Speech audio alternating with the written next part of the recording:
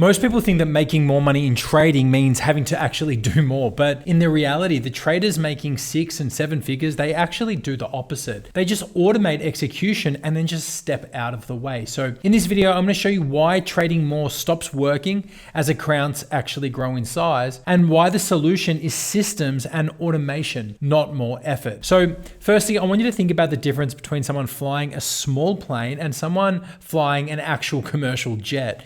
In a small plane, the pilot is going to be very hands-on the whole time. Every movement is going to matter, and if they let go, something is going to go terribly wrong. But in a commercial jet carrying hundreds of people, that approach would actually be insane. Most of the flight is run on autopilot, not because the pilots are less skilled, but because the system is just more reliable than consistent human input. The pilots step in only when something truly unusual happens, and trading kind of works the same way. When accounts are very small, people try to manually control everything. But once capital gets large, the only way to fly safely is to hand execution over to systems that are designed to do it consistently. So once you understand that, the question becomes simple. What exactly do systems and automations fix? And for me, there are 3 things. Number 1 is to fix execution timing. So humans are absolutely inconsistent with timing. We hesitate, we wait for extra confirmation, or we act too late because we're second guessing ourselves, or maybe we were just asleep or at work or on the toilet. A system, it doesn't do that. So when conditions are met, execution is going to happen immediately. And of course, exactly as designed.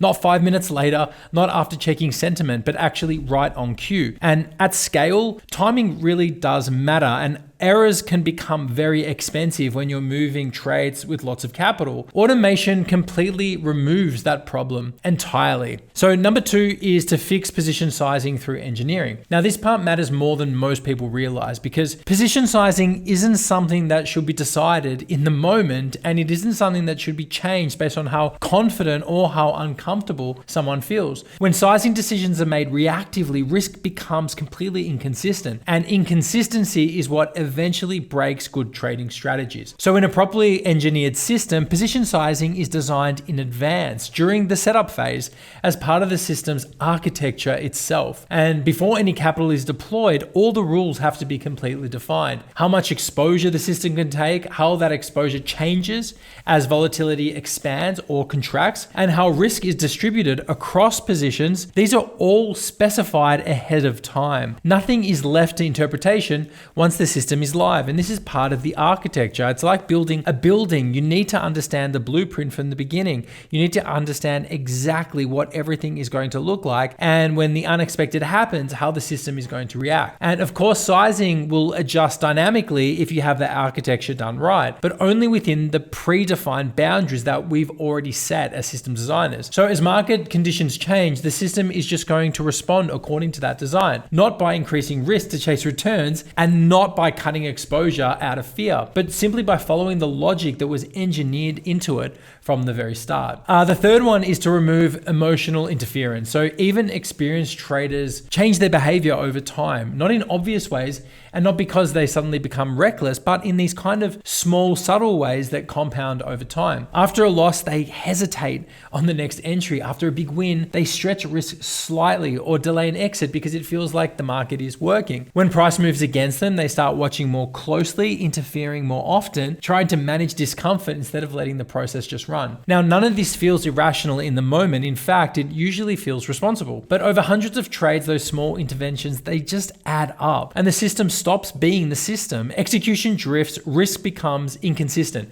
and whatever edge existed on paper, it quietly erodes in practice. So automation removes that entire layer. The system, it doesn't react to recent outcomes. It doesn't try to compensate for a loss or press an advantage after a win. It doesn't feel urgency, fear, or relief. When conditions are met, it executes. When exits are triggered, it's just going to close exactly as it was engineered to during the setup. That consistency is actually the real advantage. And it's not because humans are incapable, but because humans cannot maintain perfect emotional neutrality over long periods of time, especially when large amounts of real money are at stake. But automation can.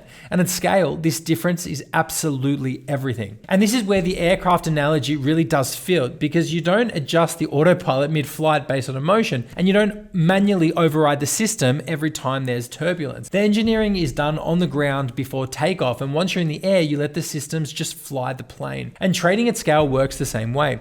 The thinking is going to have to happen before deployment, and the rules are going to be engineered into the system. And once that capital is in motion, the automation is going to keep it stable, consistent, and safe. And that's why serious traders trade less, because they're not reacting in the air. They're flying on systems designed to get them where they're going. And once you see it that way, the next step is really obvious, because if trading at scale only works when execution is automated, position sizing is engineered in advance, and emotion is removed from the equation, then the only question that matters is what system is actually going to do that work for you. So if you want to see a system in action and how I set it up, go ahead and watch this video that I made that shows you how I built a $300,000 trading bot in under 30 minutes.